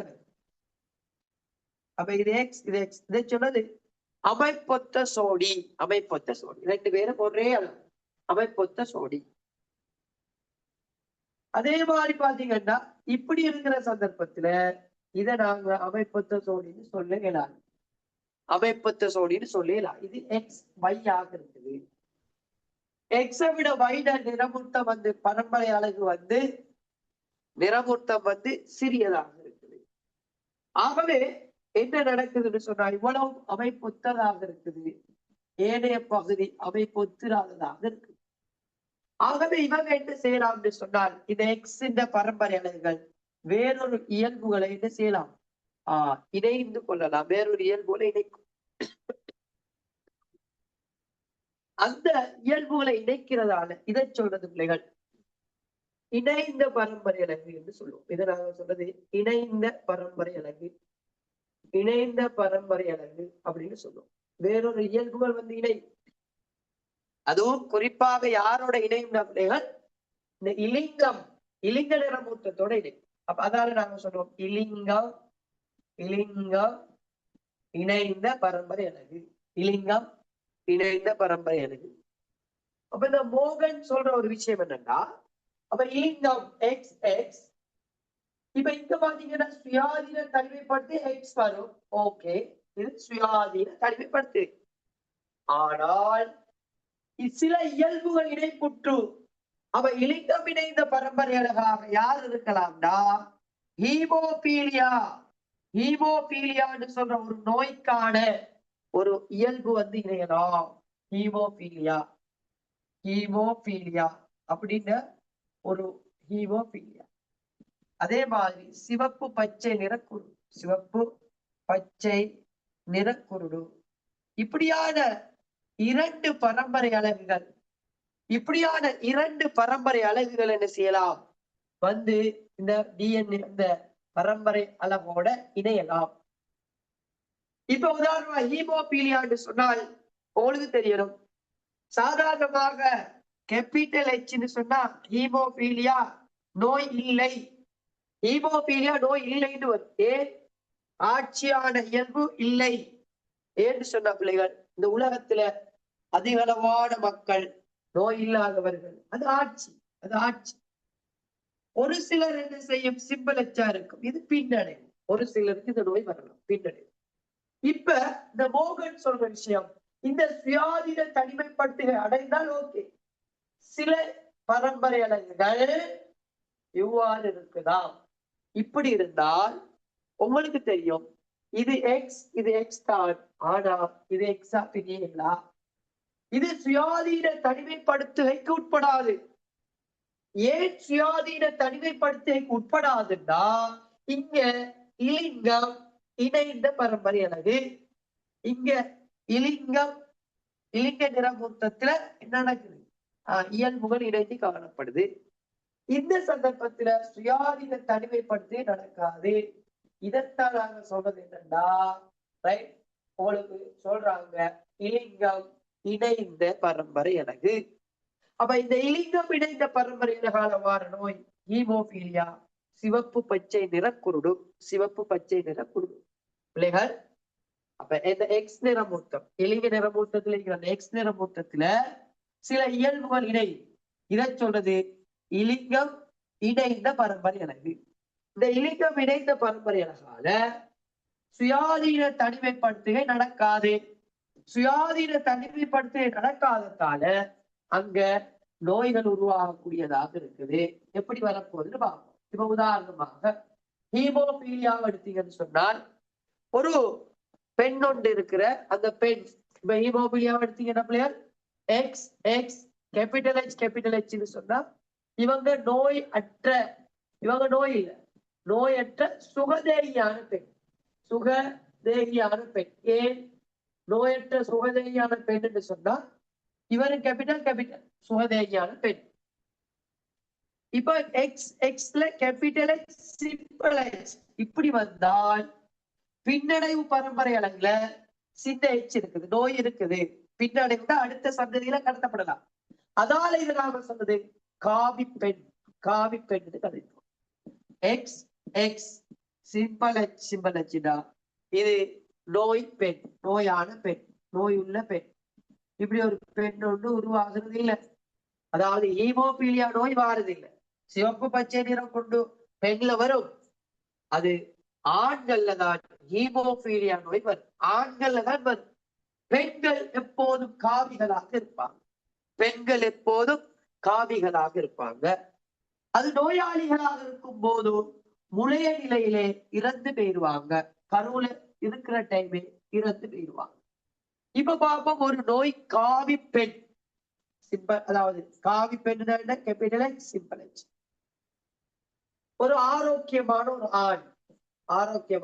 யாரு எக்ஸ் ஒய் இவரு எப்படி இருக்கிறார் எக்ஸ் ஒய் கேபிட்டல் ஆரோக்கியமான ஒரு ஆண் எக்ஸ் ஒய் ஆண் தானே கவனிக்க முடியும் இந்த பெற்றோருக்கு இப்ப சுயாதீன தனிமைப்படுத்த அந்த வசனத்தை சொல்லி பாருங்க வாய்க்கு வராது சிலருக்கு சுயாதீன தனிமைப்படுத்த நடக்காது எக்ஸா பிரியாது சுயாதீன தனிமைப்படுத்துகை நடைபெறாது அவர் எப்படி பிரிவார்னா எக்ஸ் கேபிட்டல் எச் ஆகும் எக்ஸ் சிம்பிள் எச் ஆகும் பிரியும் சுயாதீன தனிமைப்படுத்த அடையாது ஆனால் இங்கேயும் அது வளமையாக எக்ஸ் ஒய்யா பிரிகிறதானே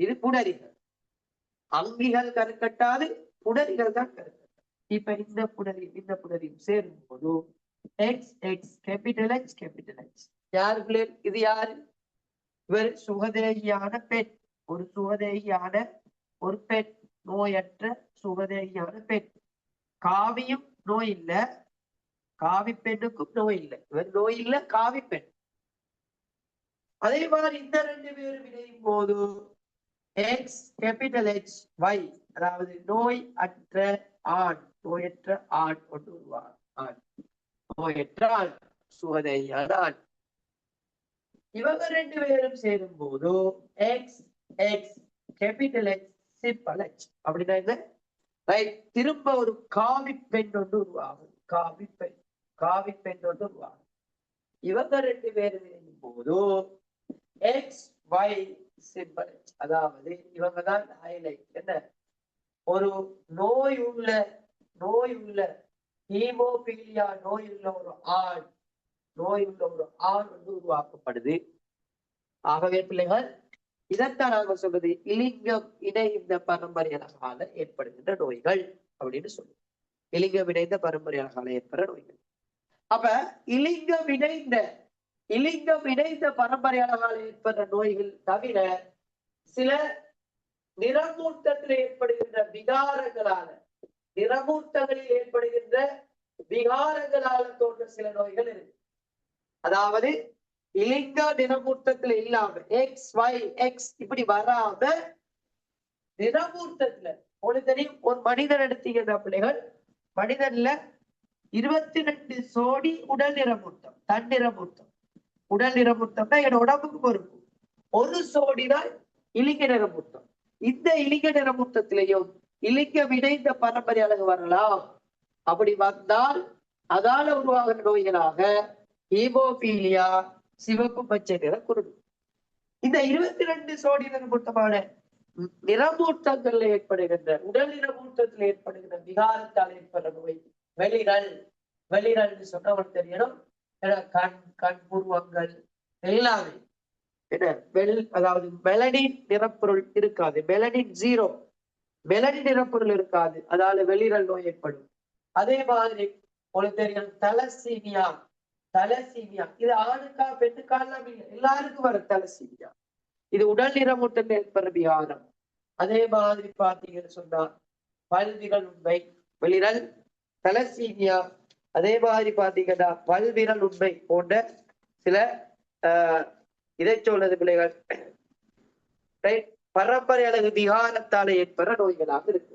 ரைட், பரம்பரை அளவு விகாரத்தால புக்ல வெளிரல் தலசீமியா போட்டிருக்கிறார். இப்ப தலசீமியா நோய் எடுத்தீங்கன்னு சொன்னால் இதுக்கு ஆண் பெண்ணெல்லாம் தேவை. இது உடல் நிறமூட்டம் தானே. அப்ப உடல் நிறமூட்டம் சொன்னா XY அந்த கதையெல்லாம் இல்லை. XY எல்லாம் இங்க வரக்கூடாது. அப்ப உடல் நிறமூட்டத்தில் ஏற்படுற விகாரம் சொன்னா ஆணும் பெண்ணும். உதாரணமாக தலசீமியா நோய் இல்லைண்டா கேபிட்டல் டி, நோய் உண்டுண்டா சிம்பிள் டி. இப்ப பார்ப்போம், ஒரு ஆணும் பெண்ணும் கேபிட்டல் டி சிம்பிள் டி ஒரு ஆண், அதாவது காவி ஆண். காவி இவர் அடுத்த சந்ததியில காவி ஆண், இது காவி பெண். அப்ப இவங்க ரெண்டு பேரும் திருமணம் செய்யற சந்தர்ப்பத்துல கேபிட்டல் டி சிம்பிள் டி, இங்க கேபிட்டல் டி சிம்பிள் டியாக பிரியும். இது புடனி. இவங்க ரெண்டு பேரும் சேர்ந்தா கேபிட்டல் டி கேபிட்டல் எப்படியான டைப்பிங்ல கொடுக்கும். கேபிட்டல் டிண்டா எப்படியானது இல்லை, அது ஆனா பெண்ணானது பிரச்சனை இல்லை. ஏன் தலசீமியா என்பது ஞாபகத்தில் வச்சுக்கொள்ளும், ஆணுக்கு வரும் பெண்ணுக்கு வரும். தலசீமியா என்பது ஆணுக்கு வரும் பெண்ணுக்கு வரும். இது நோயற்ற ஒரு குழந்தை. இதுவும் சேர்ந்த ஒரு காவி குழந்தையோடு உருவாகும். இது நோயற்ற குழந்தை, நோயற்ற ஒரு பிள்ளை உருவாகும். இது காவி ஒன்று உருவாகும். திரும்ப இவங்க இன்னொரு நோய் காவிய திருமணம் செய்தால் அவர் பிள்ளை ஒருத்தருக்கு என்ன செய்யும், நோய் வரும். இவரும் காவி குழந்தை காவி. இவங்க ரெண்டு பேரும் சேரும்போது சிம்பிள் டி, அதாவது சிம்பிள் டி என்பது ஒரு நோய். ஆகவே இவர் நோய் உள்ள ஒரு நபராக இருப்பார். தலசீமியான்னு சொன்ன பிள்ளைகள் உடல்ல இருக்கக்கூடிய HP ஹீமோகுளோபின் எல்லாம் அழிவுற்றும். அழிவடைஞ்சால் என்னோட உடம்புல ஆக்சிஜனை கொண்டு போறதுக்கான ஹீமோகுளோபின் இருக்காது, RBC இருக்காது. எனவே இதால ஏற்படுகின்ற நோய் தான் இது தலசீமியாவாக இருக்கும். ஆகவே பிள்ளைகள் இப்ப விஷயத்துக்கு வருவோம். 197வது கேள்வி பார்த்தீங்கன்னா, ஓர் உடல் நிறமூட்டத்தில் பரம்பரை அல்லது விகாரத்தால் தோன்றும் பரம்பரை நோய் நிலைமையாகிய தலசீமியா. வெரி குட் அப்படித்தான் இருக்கணும். நீங்களாவே செய்ய வலிக்கணும். ரைட், தலசீமியா காரணமாக ஹீமோகுளோபின் உற்பத்தி பாதிப்புகிறது. இயற்கையாக ஹீமோகுளோபின் உற்பத்திக்குரிய ஆட்சியுள்ள பரம்பரைகளை கேபிட்டல் டியும் ABC ஆகியவற்றின் மூலம் F1 சந்ததி காட்டப்பட்டுள்ளது. F1 சந்ததிக்குரிய தலசீமியா நோயாளி யாரு பிள்ளை? F1 தலசீமியா நோயாளி யாரு? தலசீமியா நோயாளி யாரு பிள்ளை? ரைட், யாரு? தலசீமியா நோயாளி 237வது வினாவுக்கு நோயாளி டி ஆக இருக்கும். டி ஆக இருக்கும். Very good. டி 4வது. F1 சந்ததிக்குரிய தலசீமியா நோயாளிகள் சுகதேகியான நோய் காவிகள் சுகதேகிகள் ஆகியோருடைய விகிதம் யாது? அப்ப தலசீமியா நோயாளிகள் யாரு?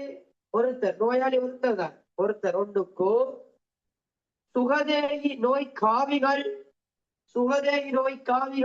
2க்கு சுகதேகி 1. அப்ப 1க்கு 2க்கு 1 திராவிட பிள்ளை 3வது. நான் சொல்லி தந்த விஷயங்கள் ஃபுல் கிளியர் டாக்டர் லைக் ஒன்று பண்ணி கொடுங்க. ஃபுல் கிளியர் டாக்டர் இணைப்புற்ற பரம்பரை அழகுனா என்ன, அந்த விஷயத்த குறிப்பிட்ட நபர் யார், மோகன், ரைட், அப்படின்ற விஷயங்கள்லாம் தெரிஞ்சிருக்கணும். ஏன்னா நீங்க XY எல்லாம் போடலன்னா இது உடல் நிறமூற்றத்தில் ஏற்படுற விகாரத்தால ஏற்படுறது. இலிங்கம் இணைந்த பரம்பரை அழகால ஏற்படுறதுன்னு சொன்னால் தான் XY எல்லாம் நாம கதைக்க வேண்டும். சரியா பிள்ளைகள்? ரைட். இப்ப நாங்க அடுத்தது வருவோம், பரம்பரை அழகு தொழில்நுட்பத்துக்கு வருவோம். ஜெனட்டிக்கல் இன்ஜினியரிங் அதாவது மீளச்சேர்க்கை DNA தொழில்நுட்பம் அப்படின்னு ஒண்ணு இருக்கு. இப்ப உதாரணமா பார்ப்போம். இப்ப இப்படி ஒரு பசு ஒண்ணு இருக்கு. இது ஒரு பசு, ரைட்? இப்படி ஒரு பசு ஒன்று இருக்கு, கவனிங்க. இப்படி ஒரு பசு ஒன்று இருக்கு. யாரும் சிரிக்கக்கூடாது பிள்ளைகள், பசுவை பார்த்து சிரிக்கக்கூடாது. Right, okay. இப்படி ஒரு பசு ஒன்று இருக்குது. அவ இந்த பசு வந்து பாத்தீங்கன்னு சொன்னா ஒரு நாளைக்கு 4 லிட்டர் பால் தரக்கூடியது. 4 லிட்டர் பால் தரக்கூடியது. இதே நியூசிலாந்துல ஒரு மாடு ஒன்று, பசு ஒன்று இருக்குது. நியூசிலாந்துல இருக்கிற ஒரு பசு. இது பாத்தீங்கன்னா பிள்ளைகள், ரைட், இது பாத்தீங்கன்னா பிள்ளைகள், ரைட், இது பாத்தீங்கன்னா ஒரு நாளைக்கு 40 லிட்டர் பால் தரக்கூடியது. சொன்ன விளையாட்டாப்ளே, சிரிக்கக்கூடாது, பசுவை பார்த்து சிரிக்கக்கூடாது. ரைட். இப்ப என்ன பிரச்சனைடா பிள்ளைகள், இது ஸ்ரீலங்கா மாடு, ஸ்ரீலங்காவில் இருக்கக்கூடியது, இது நியூசிலாந்துல இருக்கக்கூடியது வைப்போம். ரைட். இப்ப உள்ள விஷயம் என்னன்னா, இந்த மாட்டையும் நாங்க இந்த பசுவையும் நியூசிலாந்துல இருக்கிற பசு மாதிரி மாத்தணும். அதைத்தான் நாங்க சொல்றது மீளச்சேர்க்கை டிஎன்ஏ தொழில்நுட்பம். இப்ப உங்களுக்கு தெரியுமா பிள்ளைகள், பாருங்க, இது டிஎன்ஏ தொடர்பா உங்களுக்கு சொல்லுது. டபுள் ஹெலிக்ஸ் மாடல், ஒரு அச்சுப்பட்டி சுருண்ட ஏணி உருவான அமைப்பு. அச்சுப்பட்டி சுருண்ட ஏணி உருவான அமைப்பு. இவர்ல 2 இலை இருக்குது. இப்படி 2 இலை, 2. அவரை உடைச்சு விட்டா தனி ஒரு இலை வரும். இப்படி ஒரு தனி ஒரு இலை வரும். இந்த இலையை நாங்க என்ன செய்யணும், கட் பண்றோம். எல்லாம் ஹை டெக்னாலஜிய கட் பண்றோம். ரைட். இப்படி டிஎன்ஏ ஒரு துண்டை எடுத்தாச்சு, ஒரு துண்டை வெட்டி எடுத்தாச்சு. இப்ப இங்கால பக்கமும் என்ன செய்யும் உங்களுக்கு தெரியும், இங்கால பக்கமும் டிஎன்ஏ இருக்கும். இங்கால பக்கம் டிஎன்ஏ இருக்கு. ஏன், அங்கே அந்த பாரம்பரிய பக்கத்துல டிஎன்ஏ தானே. அவர்ல இருக்கிற துண்டுல ஒன்று எடுத்து இப்படி எடுத்தாச்சு. ரைட். இப்ப இந்த டிஎன்ஏ துண்டையும் இந்த டிஎன்ஏ துண்டையும் இணைக்கலாம், ஜாயின் பண்ணலாம். ஏன், இவர டிஎன்ஏ வேற, இவர டிஎன்ஏ வேற, இவர மூலத்தொடர் வேற, இவர மூலத்தொடர் வேற, 2 ஜாயின் பண்ணலாம். ஆனால் சில வளர்ப்பூடகத்துல பாக்டீரியா சில நுண்ணங்கிகளை நாங்க பயன்படுத்துறோம். அந்த நுண்ணங்கிகள் இப்ப உதாரணமாக, அதாவது இன்சுலின், மருத்துவத்துறையில இன்சுலின் உற்பத்திக்காக நாங்க ஈகோலி பாக்டீரியா, ஈகோலி பாக்டீரியாவை நாங்க பயன்படுத்துறோம். எது செயற்கையாக இன்சுலின் தயாரிக்கிறது. அதே மாதிரி இங்க என்ன செய்யணும், பாக்டீரியாவை எடுக்கிறோம். இங்க இருக்கிற துண்டை இந்த பாக்டீரியாக்குள்ளையும், இங்க இருக்கிற துண்டை இந்த பாக்டீரியாவோட பரம்பரை அளவோட இணைக்கிறோம். பரம்பரை அளவோட இணைக்கிறோம். அப்ப என்ன செய்யுதுன்னு சொன்னா, இந்த நுண்ணங்கிகள் இவர்ல இருக்கிற இயல்பையும் இணைச்சு அவர் என்ன செய்வார், இந்த டிஎன்ஏ அப்படி 2 பேரையும் இணைக்கும். இணைச்சு திரும்ப ஒரு நொதியத்தை கொடுத்ததோட இத மாதிரி பாக்டீரியாக்கள் நிறைய உருவாகும். அதே மாதிரி பரம்பரை அளவுகளோடு உருவாகும். எப்படி, 2 இணைந்த பரம்பரை அளவோட உருவாகும். இப்ப இதை அப்படியே எடுத்து இன்ஜெக்ஷன் ஆக்கி இவரை எடுத்து எந்த மாட்டுக்கு அனுப்பணும், ஏ இந்த மாட்டுக்கா பி இந்த மாட்டுக்கா அடிக்கணும், சொல்லுங்க பாப்போம். அதாவது இவர்ல இருந்த டிஎன்ஏ இயல்பு, இவர்ல மட்டும் இருந்த டிஎன்ஏ இயல்பு, இப்ப இவர்ல இருக்கிற இயல்போட பாக்டீரியா அல்லது ஒரு நுண்ணங்கிய பயன்படுத்தி, பாக்டீரியா அல்லது பங்கஸ் பயன்படுத்தி நாங்க என்ன செய்யறோம், அந்த டிஎன்ஏ இயல்பை மாத்தி இருக்கிறோம். இப்ப இத ஏ இந்த பசுவுக்கு அடிக்கணும். ஏ இந்த பசுவுக்கு அடிச்சு விட்டா இப்ப கொஞ்ச நாளைக்கு பிறகு இந்த பசுவும் என்ன செய்யுதுன்னு சொன்னா கிட்டத்தட்ட 40 லிட்டர் பால் தரக்கூடிய பசுவாக மாறுது. இவ்வாறு விவசாயத்துறையில பீடை நாசினிகளை, பீடைகளுக்கு கட்டுப்படக்கூடிய, களைகளுக்கு கட்டுப்படக்கூடிய, தகாத காலங்களை கணிக்கக்கூடிய இவ்வாறான பயிர்களை வளர்க்கறதுக்காகவும், குறுகிய காலத்துல அதிக விளைச்சலை தரக்கூடிய பயிர்களை வளர்க்கறதுக்காகவும், மருத்துவத்துறையில நுண்ணுயிர் கொல்லிகள் இவ்வாறு பல மருந்துகள் கண்டுபிடிக்கிறதுக்காகவும், நன்கு உரோமம் தரக்கூடிய செம்மறி ஆடுகளை தயாரிக்கிறதுக்காகவும், இப்படி பல்வேறு முறைகளுக்காக இந்த பரம்பரை அழகு தொழில்நுட்பம், இதை சொல்றது பிள்ளைகள் ஜெனட்டிக், அதாவது டிஎன்ஏ மீளச்சேர்க்கை டிஎன்ஏ தொழில்நுட்பம் அப்படின்னு கதைப்போம். இது விளையாட்டு. இதுதான் நீங்க படிச்சிருப்பீங்க, நீங்க பார்த்திருப்பீங்க படம் ஒன்று. என்ன படம், ரைட், 7ஆம் அறிவு அப்படின்னு ஒரு படம். அந்த 7ஆம் அறிவு படத்துல நடக்கிற விஷயம் எப்படின்னு சொன்னால், போதி தர்மன் ஒருவர் இருந்தார், மருத்துவத்துறையில குங்ஃபு கலைகள்ல ஒரு சிறந்தவராக இருந்தார். சைனாவுல ஒரு நோய் ஒன்று ஏற்பட அந்த போதி தர்மன் என்ன செய்யறார், சைனாவுக்கு பேத்து அங்க உள்ள நோய்களை எல்லாம் கட்டுப்படுத்துறாரு. அதே போல குங்ஃபு கலைகளை எல்லாம் பழக்கிறார். உடனே என்ன செய்யறாங்கன்னு சொன்னால், அங்க இருக்கிற மக்கள் அவர் என்ன செய்யறாங்க, இவர் இங்க இருந்தால் இதன் பிற்பாடு நோய் வராதுன்னு சொல்லி அந்த போதி தர்மனை என்ன செய்யறாங்க, அங்கேயே அவரை சாவடிக்கிறாங்க. அவர் அங்கேயே இறந்து அங்கேயே அடக்கம் பண்ணப்படுறார். இப்ப சைனாக்கும் இந்தியாவுக்கும் பொருளாதாரத்துல போட்டி வந்து கொண்டு இருக்கிற டைம், சைனா என்ன செய்யுதுன்னு சொன்னா அவருடைய மருந்துகளை இதுகளை என்ன கூடுதலாக உற்பத்தி செஞ்சு பிசினஸ் பண்றதுக்காக என்ன செய்யறாங்கன்னு சொன்னால், அவங்களோட சனத்தொகையை குறைக்கிறதுக்காக பல திட்டங்களை திட்டுறாங்க. அதுல ஒண்ணுதான் அங்க இருந்து வைரஸ் ஒன்றை கொண்டு வந்து பரப்புறாங்க இந்தியாவில். அந்த டைம்ல உங்களுக்கு தெரியும், மொலிகுல பயாலஜில பெரிய ஒரு சிறந்த ஒரு ஆளாக இருக்கிறாள் தான் சுருதி ஆர்சனா, ஏதோ ஒன்று ரைட். அவள் என்ன செய்யறான்னு சொன்னால், இந்த இப்படியான பிரச்சனையை தீர்க்கணும் என்பதற்காக போதி தர்மன் டிஎன்ஏ வச்சு கொண்டு இருக்கிறார். போதி தர்மன் தலைமயிரிலிருந்து பெறப்பட்ட டிஎன்ஏ இருக்குது. அந்த டிஎன்ஏ பாத்தீங்கன்னு சொன்னால் யாருக்கு பொருந்துன்னு தேடிக்கொண்டு இருக்கிறார். இப்படி ஒரு நோய் ஒன்று வருது, அதுக்கான மருந்தை கண்டுபிடிக்கணும்னு சொல்லி அதே டிஎன்ஏ பயன்படுத்தி இன்னும் ஒருத்தரை தயாரிக்கணும் என்பதற்காக அவ என்ன செய்யறான்னு சொன்னால், அந்த குடும்பத்துல இருக்கக்கூடிய ஆட்களோட குருதி ரத்தம் எல்லாத்தையும் விட செக் பண்ணி, அப்ப அந்த டைம்ல இது ஒரு சூர்யா, அவர் என்ன செய்வார்னு சொன்னால் அவருடைய டிஎன்ஏ பொருந்தது. எனவே அவருக்கு பிரச்சனைகளை தெளிவுபடுத்தி அவர் என்ன செய்யறாங்க, ஒரு தனி ஒரு இடத்துல வச்சு என்ன செய்யறாங்க, டிஎன்ஏ மீளச்சேர்க்கை டிஎன்ஏ தொழில்நுட்பம் நடக்குது. அதாவது போதி தர்மன் டிஎன்ஏயும் சூர்யாவோட டிஎன்ஏயும் என்ன செய்யறாங்க பொருத்தி போதி தர்மன் இயல்புகளை சூர்யாவுக்கு வாரம் செட் பண்றாங்க. அந்த வகையில பாத்தீங்கன்னு சொன்னால் அதுக்கு இடையில டோங்லி அப்படின்ற ஒருவன் வந்து என்ன செய்யறான், அங்க உள்ள ஆக்களை எல்லாம் அவன் எப்படி கொண்டு வித்தியாசமான இயல்புகளை காட்டி ரைட். ஆகவே பாத்தீங்கன்னு சொன்னா அதன் பிற்பாடு இறுதியாக அந்த போதி தர்மன் இயல்புகள் சூர்யாவுக்குள்ள வருது. அதை மாதிரித்தான் பிள்ளைகள் உங்களுக்கு தெரியணும், மீளச்சேர்க்கை டிஎன்ஏ தொழில்நுட்பம் என்பது இவ்வாறான ஒரு இயல்பாக இருக்குது ரைட்.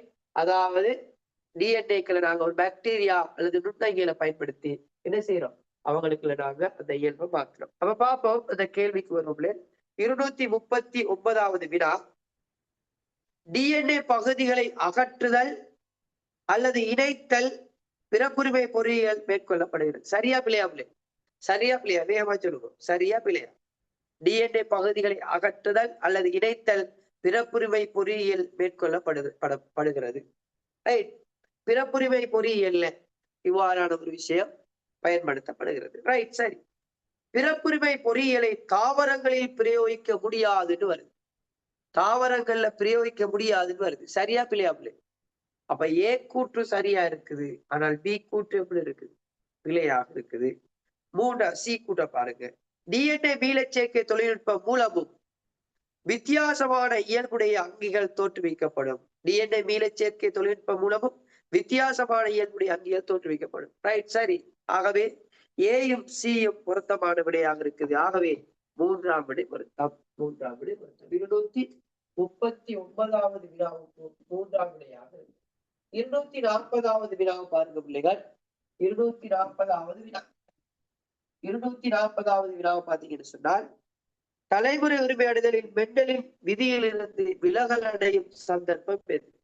அப்ப கிரகர் மெண்டல்ன்ற விதியிலிருந்து விலகல் அடையக்கூடிய, அதாவது சுயாதீன தனிமைப்படுத்துகைக்கு உட்படாத ரைட் இப்படியான இயல்புகள் காட்டக்கூடியது பாத்தீங்கன்னா என்ன, இலிங்கம் இணைந்த இயல்பாக இருக்கும். மோகனால கண்டுபிடிக்கப்பட்ட இலிங்கம் இணைந்த இயல்பாக இருக்கும். எத்தனாவது விடை?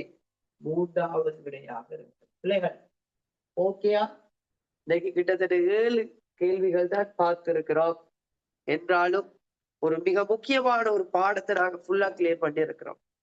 7 மாணாக்கள் என்ன செய்யுங்கன்னா, உங்களோட ஸ்ட்ரக்சர்